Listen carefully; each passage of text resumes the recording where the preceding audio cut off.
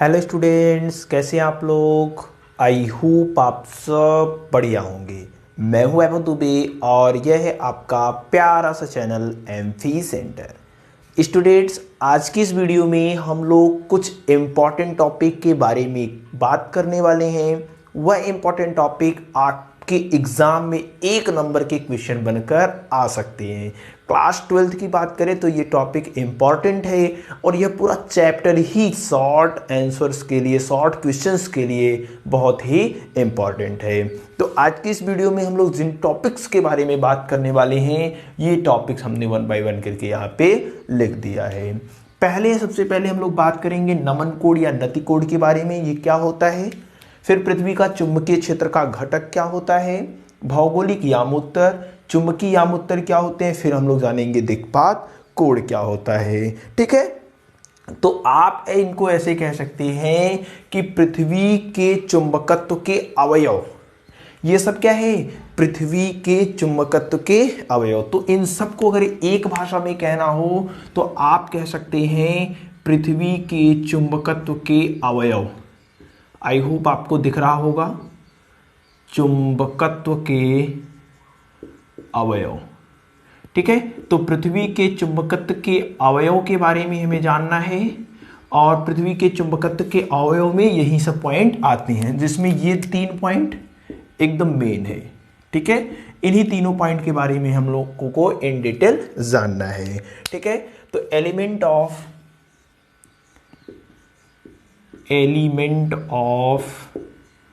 अर्थ magnetism.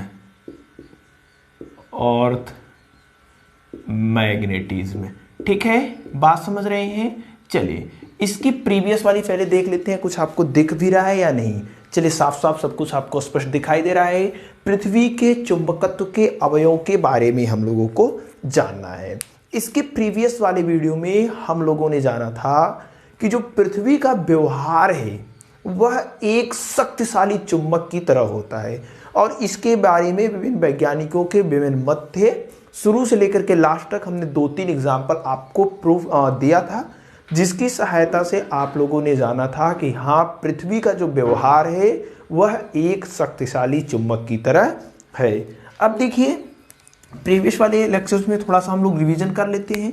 हम लोगों ने देखा था कि जो पृथ्वी है वह अपने अक्ष पर घूमता है।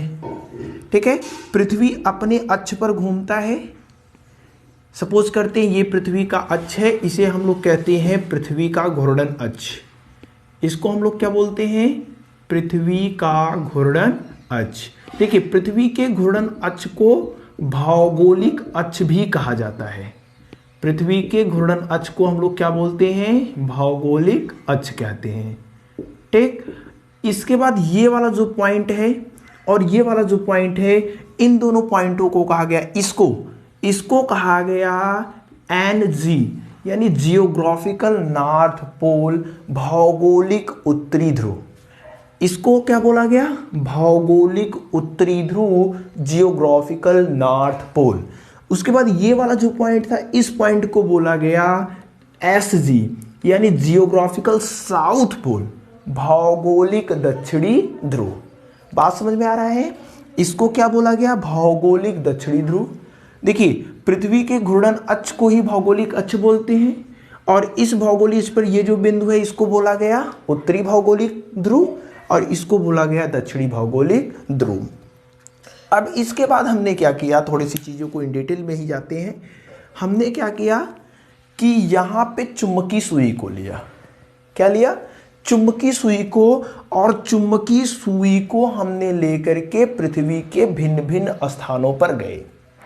पृथ्वी के भिन्न भिन्न स्थानों पर, चुंबकीय सुई जानते हैं ना, चुंबक पूरा खत्म हो गया, चुंबकीय सुई नहीं जानते होंगे तो मुश्किल है। यहाँ पे हमें जानना है चुंबकीय सुई को हमने क्या किया, पृथ्वी के भिन्न भिन्न स्थानों पर हम लेकर के गए। तो हमने देखा जो चुंबकीय सुई का व्यवहार है वह कुछ इस प्रकार से है। पृथ्वी चुंबकीय सुई यहाँ से ऐसे निकल रही है। ठीक है, यहाँ से ऐसे निकल रही है और यहाँ पे ऐसे जा रही है। ठीक, तो पृथ्वी का जो चुंबकीय सुई है उसका व्यवहार कुछ इस प्रकार से है। यहाँ से हमने देखा कि पृथ्वी का जो चुंबकीय सुई है वह आपका कुछ इस प्रकार से व्यवहार कर रहा है। ठीक है, कुछ इस प्रकार से, यानी यहां से जा रही है चुंबकीय सुई और इधर प्रवेश कर रही है।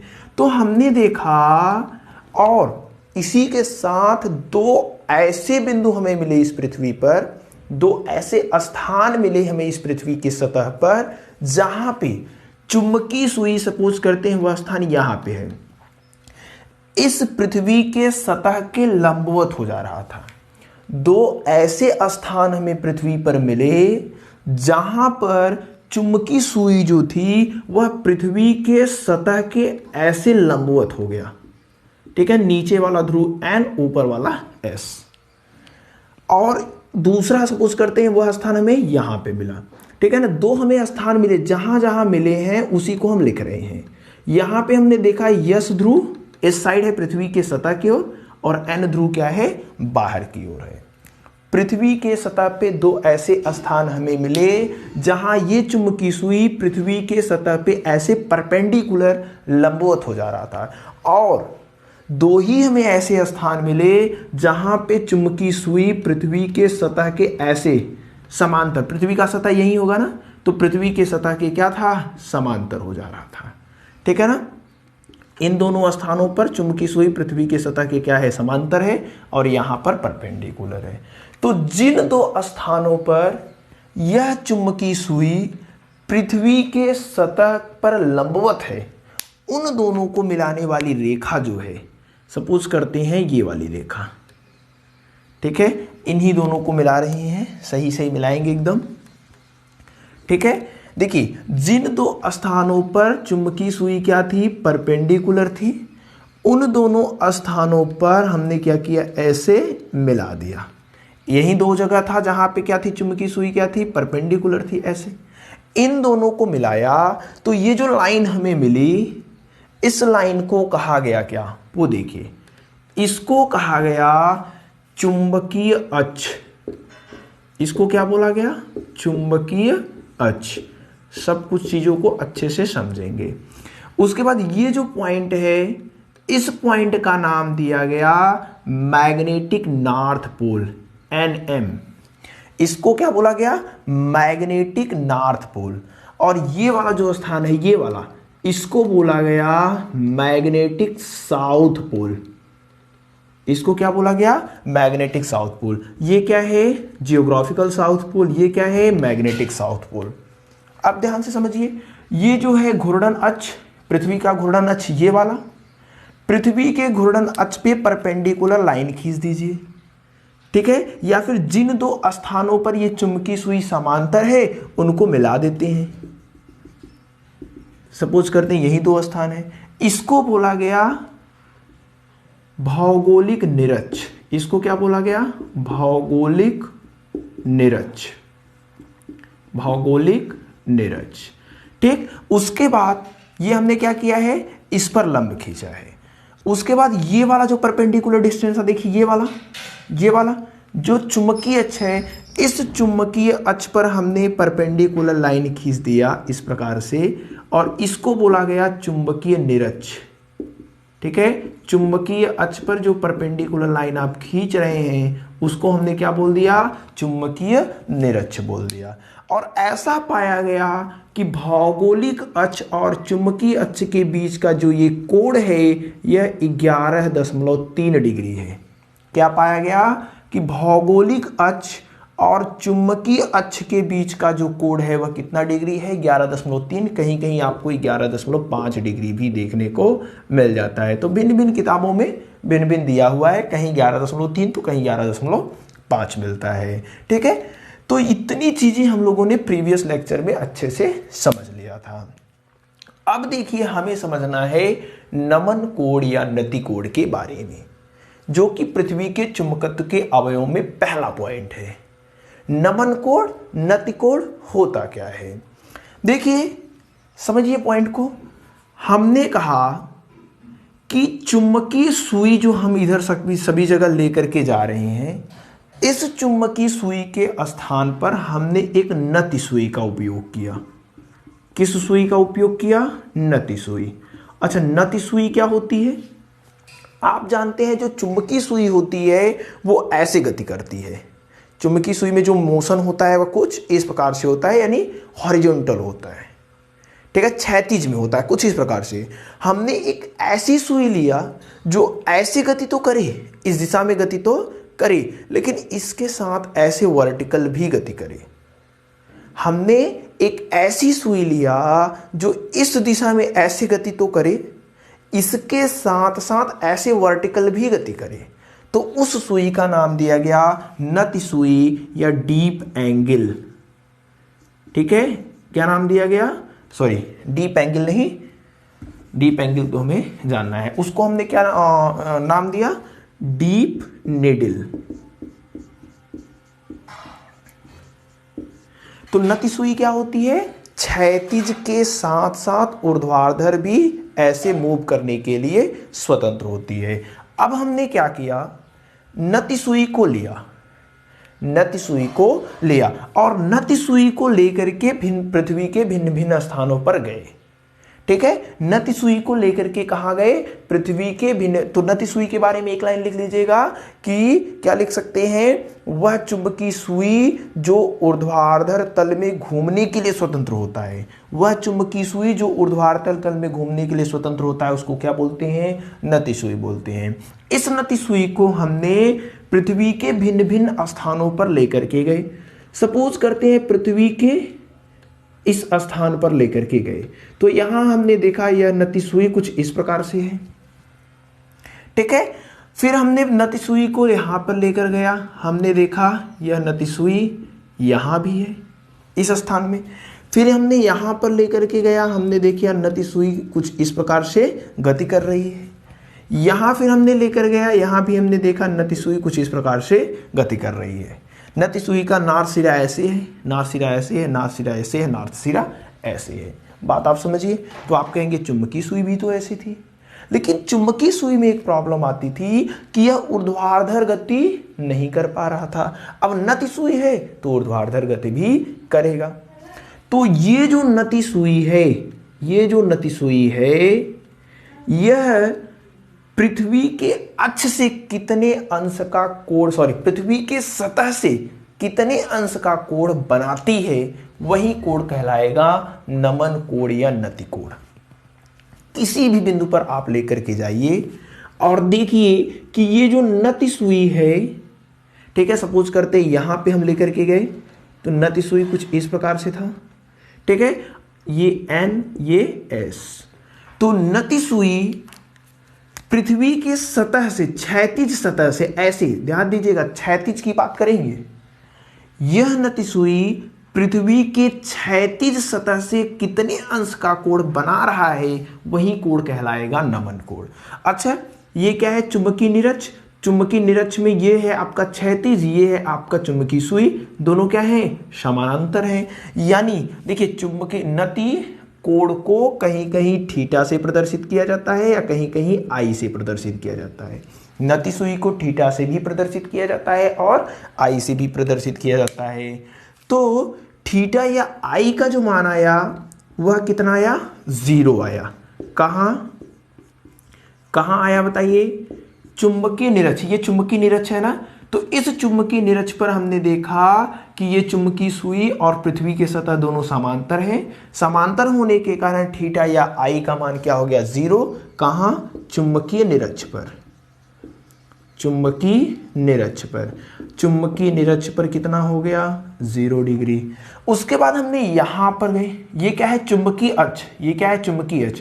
तो चुंबकीय, यह चुंबकीय सुई, ये चुंबकीय सुई पृथ्वी के सतह से, इस पर पृथ्वी के क्षैतिज सतह से कितने अंश का कोण बना रहा है? कितने अंश का कोण बना रहा है? देखिए, ये पृथ्वी का क्षैतिज सतह, ये नति सुई, कितने अंश का कोण बना रहा है? Theta is equal to 90 degree. Theta या आई का मान कितना होगा? 90 अंश। कहां? चुंबकीय अक्ष पर। चुंबकीय अक्ष पर। कुछ चीजें आप जानते रहे, ये भी हम लोग इन डिटेल बातें करेंगे।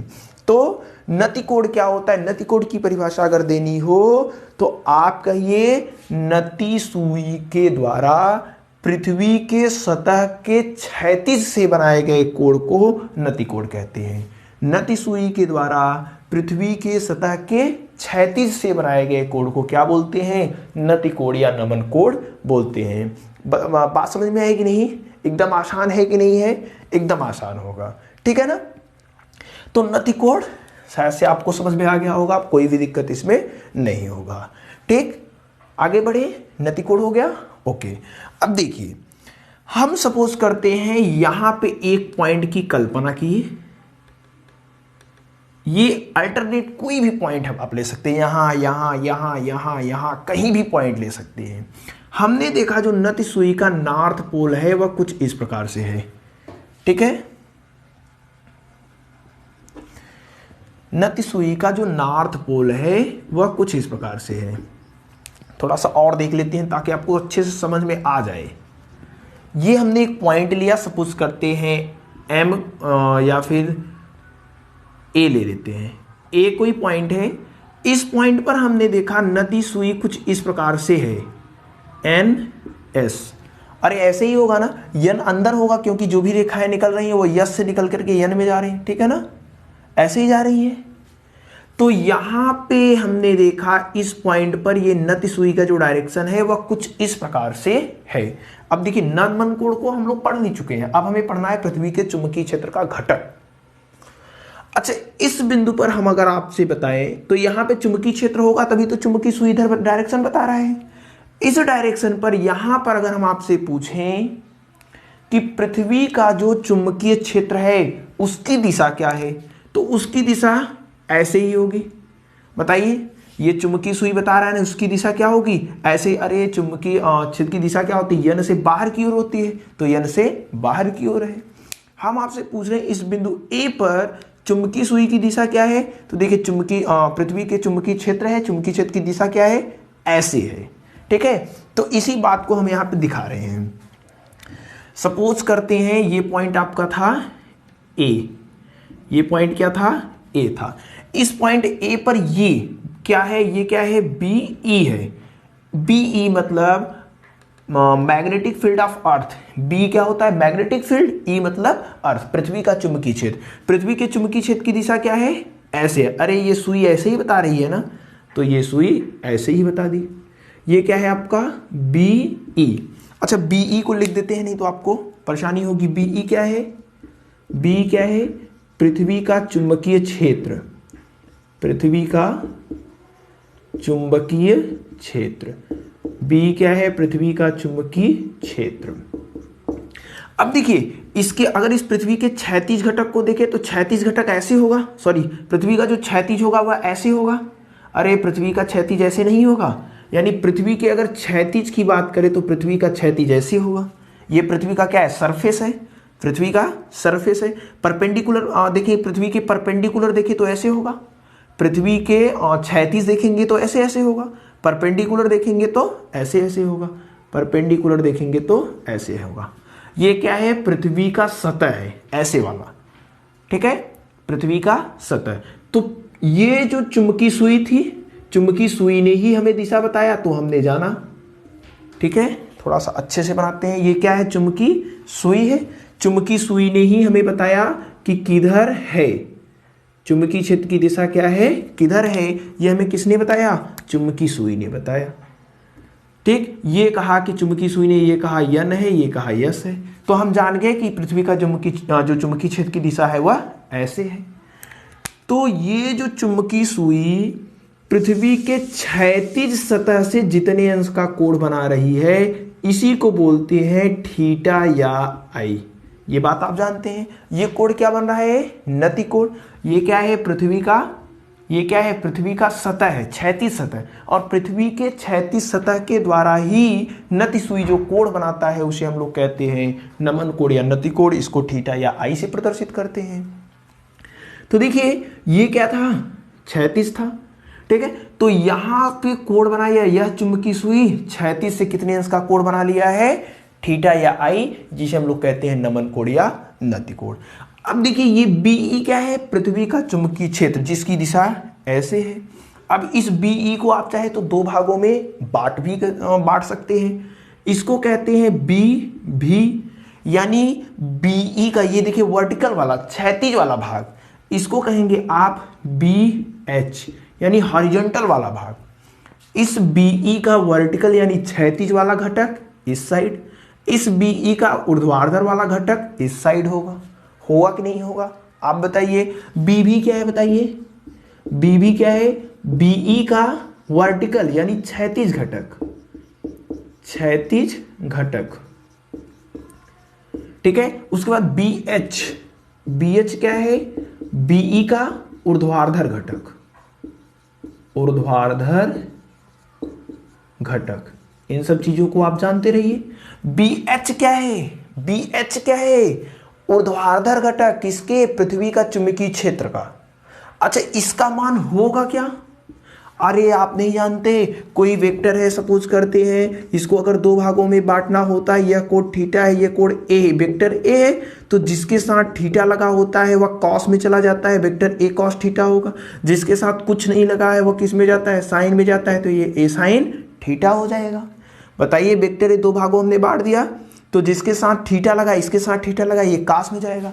तो इसके साथ देखिए थीटा लगा है, तो ये किसके साथ जाएगा, बी किसके साथ जाएगा, कॉस में, यानी B E cos theta, B E cos theta. तो ये वाला क्या हो जाएगा, बी ई, देखिए बी एच क्या है, बी ई का ऊर्ध्वाधर घटक, ये किस में जाएगा, साइन में जाएगा, तो बी ई साइन थीटा हो जाएगा। तो जो बी भी और बी एच हैं इसको पृथ्वी के चुंबकीय क्षेत्र का घटक बोलते हैं। पृथ्वी के चुंबकीय क्षेत्र का घटक क्या है, बी भी और बी एच। एच क्या है, पृथ्वी के चुंबकीय क्षेत्र का ऊर्ध्वाधर घटक, बी भी क्या है, पृथ्वी के चुंबकीय क्षेत्र का क्षैतिज घटक। इसका मान कितना होता है, बीई कॉस थीटा, इसका मान कितना होता है, बीई साइन थीटा। इतनी बात समझ गए। बीवी और बीएच क्या है, बीवी और बीएच क्या है समझ गए। बीवी पृथ्वी के चुंबकीय क्षेत्र का क्षैतिज घटक है, यह पृथ्वी के चुंबकीय क्षेत्र का ऊर्ध्वाधर घटक है। अब हमें बात समझ में आया। बीई का अगर आपको मान निकालना है तो कैसे निकलेगा, देखिए अगर बीई का मान आपको निकालना है सपोज करते हैं, तो हमें पता चल गया बी भी बराबर कितना है, B E cos theta, B H बराबर कितना है, बीई साइन थीटा। इसको बोलिए समीकरण नंबर 1, इसको बोलिए समीकरण नंबर 2। दोनों का स्क्वायर करके जोड़ देते हैं। हम क्या कर रहे हैं, समीकरण 1 समीकरण 2 का स्क्वायर करके जोड़ देते हैं। तो देखिए पहले लेफ्ट हैंड साइड का स्क्वायर करेंगे तो बी स्क्वायर भी होगा, इसका स्क्वायर करेंगे तो बी स्क्वायर एच होगा, दोनों को जोड़ना है तो प्लस कर दिया। उसी प्रकार से इधर करेंगे तो बीई का स्क्वायर कॉस स्क्वायर थीटा, यहां पे फिर इसका भी करेंगे तो बीई का square plus sine square theta. अरे दोनों समीकरणों का स्क्वायर करके जोड़ रहे हैं और क्या कर रहे हैं, बी स्क्वायर भी प्लस बी स्क्वायर एच, यहां से बीई स्क्वायर कॉमन है, कॉमन कर लिया, क्या बचा साइन स्क्वायर थीटा। अरे इसके साइन स्क्वायर थीटा को पहले लिख दे रहे हैं, कोई दिक्कत, कॉस स्क्वायर थीटा। इसका मान कितना होता है, 1 होता है, यानी बीई का स्क्वायर बराबर कितना हो जाएगा, बीवी का स्क्वायर प्लस बी एच का स्क्वायर।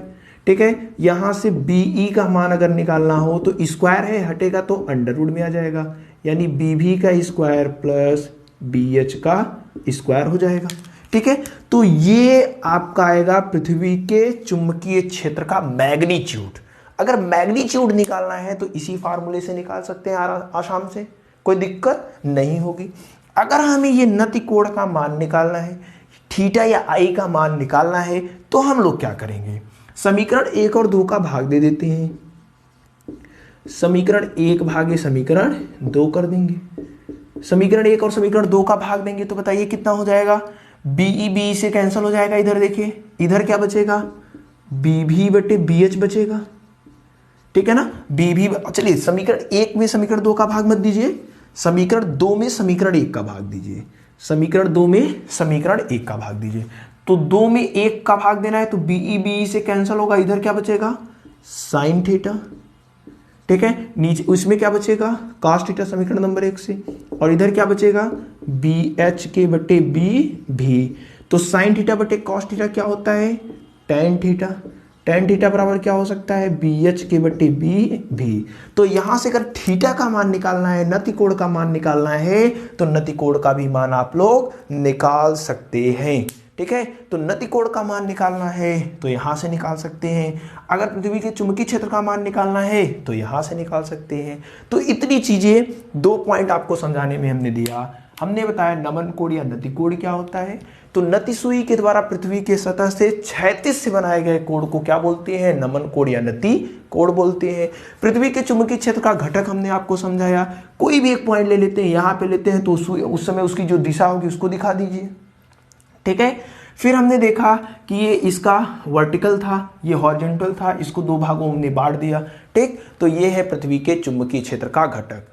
ठीक, आई होप आपको समझ में आया होगा, इतना नोट कर लीजिए, एकदम आसान है, कोई दिक्कत नहीं होगी।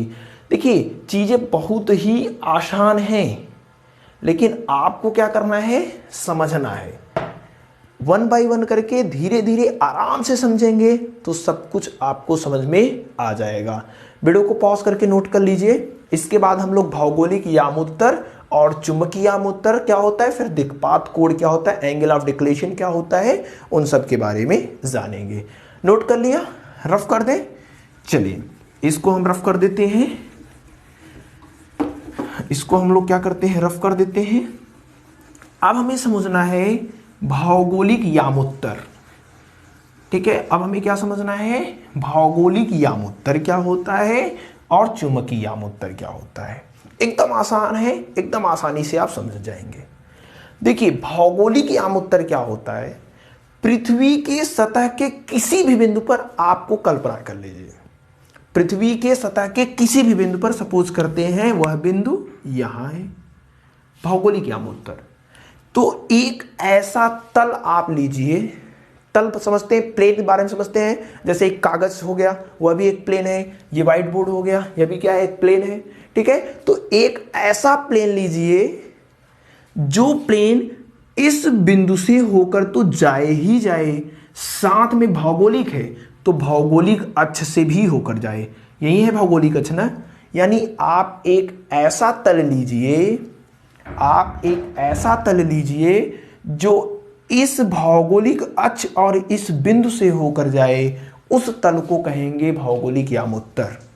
भौगोलिक यामोत्तर क्या होगा, कहेंगे कि पृथ्वी के किसी भी बिंदु पर, पृथ्वी के किसी भी बिंदु पर आप, पृथ्वी के किसी भी सतह पर, पृथ्वी के सतह पर कोई भी एक बिंदु ले लीजिए, पृथ्वी के सतह पर आप एक बिंदु ले लीजिए, उस बिंदु से और भौगोलिक अक्ष से एक तल पास कराइए, तो जो तल होगा उसी तल को कहेंगे भौगोलिक यामोत्तर। सपोज करते हैं यहां पे ये वाला बिंदु है, ठीक है, और ये क्या है, आपका चुंबकीय अक्ष है। तो ये कुछ इस प्रकार से हमने एक तल ले लिया है। ठीक है, सपोज करना हमने ये तल है, इस तल को हम यहां पर उठा करके ऐसे रख देंगे, इस तल को उठा करके हम ऐसे यहां पर रख देंगे, तो यह इस भौगोलिक अक्ष और इस बिंदु दोनों से होकर के जाएगा, इसलिए इसको क्या बोलेंगे, भौगोलिक यामोत्तर बोलेंगे। तो पृथ्वी के सतह के किसी बिंदु और भौगोलिक ध्रुव से गुजरने वाले तल को क्या बोला जाता है, भौगोलिक यामोत्तर बोला जाता है। पृथ्वी के सतह के किसी बिंदु और भौगोलिक ध्रुव से या भौगोलिक अक्ष से होकर गुजरने वाले तल को बोला जाता है भौगोलिक यामोत्तर। ये समझ गए होंगे। तो चुंबकीय यामोत्तर एकदम आसान है। चुंबकीय यामोत्तर भी एकदम सेम टू सेम। यहां पे कोई बिंदु है, आप एक ऐसे तल की कल्पना कीजिए जो इस चुंबकीय यामोत्तर से होकर जाए। आप एक ऐसे तल की कल्पना कीजिए जो इस चुंबकीय अक्ष से होकर और इस बिंदु से होकर जाए, तो उसको हम लोग बोलेंगे चुंबकीय यामोत्तर। यानी एक ऐसा प्लेन लीजिए जो इस बिंदु से होकर जाए और ये चुंबकीय अक्ष है, और इस चुंबकीय अक्ष से होकर जाए, दोनों से होकर जाए, उसको बोलेंगे चुंबकीय यामोत्तर। तो सपोज करिए हमने ये प्लेन हमने क्या किया है, ले लिया है। हमने क्या किया है, ये प्लेन ऐसे ले लिया है, समझ रहे हैं ना। ये प्लेन हमने ऐसे लिया और यह प्लेन हमने माना कि यहां से इस चुंबकीय अक्ष से भी होकर के जा रहा है और यहां से भी होकर के जा रहा है। बात समझ गए, इतनी बातें। ये क्या है आपका, ये वाला क्या है, चुंबकीय यामोत्तर है। ये क्या है? चुंबकीय यामोत्तर। ठीक है, चुंबकीय यामोत्तर पृथ्वी के सतह के किसी बिंदु और चुंबकीय अक्ष से होकर जाने वाले तल को क्या बोला जाता है? चुंबकीय यामोत्तर। ये क्या है? ये है आपका भौगोलिक यामोत्तर। ये आपका क्या है? भौगोलिक यामोत्तर। इसको हम लोग क्या बोलेंगे? भौगोलिक यामोत्तर। ठीक है, अब देखिए भौगोलिक यामोत्तर चुंबकीय यामोत्तर के बीच में जो कोण बन रहा है, इस कोण को कहा जाता है दिक्पात कोण। दिक्पात कोण को डी या फिर अल्फा से प्रदर्शित किया जाता है। दिक्पात कोण को डी या फिर अल्फा से प्रदर्शित किया जाता है। क्या कहेंगे? कहेंगे कि भौगोलिक यामोत्तर और चुंबकीय यामोत्तर के बीच बने कोण को हम लोग कहते हैं एंगल ऑफ डिक्लिनेशन, यानी दिक्पात कोण। दिक्पात कोण क्या होता है? भौगोलिक यामोत्तर और चुंबकीय यामोत्तर के बीच बने कोण को कहा जाता है भौगोलिक यामोत्तर। ठीक है, तो आई होप दिक्पात कोण आपको समझ में आ गया होगा। ये दोनों पॉइंट समझ में आए होंगे, तो ये ऑटोमेटिक इन दोनों के बीच जो कोण बनेगा उसी को तो कहेंगे। ठीक, तो ये है पृथ्वी के चुंबकत्व के अवयव, यानी एलिमेंट ऑफ अर्थ मैग्नेटिज्म। 3 अवयव, ये और ये, इनके बारे में आप जान गए तो मैक्सिमम चीजें अर्थ मैग्नेटिज्म में जान गए हैं। ठीक है, तो आई होप ये आपको समझ में आया होगा। जितने भी पॉइंट हैं सब आपको क्लियर हो गए होंगे, कहीं भी कोई भी दिक्कत नहीं होगी। फिर भी कोई डाउट है, कोई समस्या है तो आप कमेंट कर दीजिएगा, हम आपको रिप्लाई कर देंगे और आपकी समस्या का समाधान हो जाएगा। तो अगर ये वीडियो आपके लिए हेल्पफुल हो, अगर आपने इस वीडियो से कुछ सीखा हो तो वीडियो को लाइक और शेयर कर दीजिएगा। अगर आप चैनल पर नए हैं तो सब्सक्राइब कर लीजिए, साथ पे प्रेस कर लीजिए बेल वाले आइकन को भी, ताकि हमारी वीडियो की नोटिफिकेशन आप तक सबसे पहले पहुंचे। आपसे मिलेंगे अगले वीडियो में, तब तक बेस्ट ऑफ लक।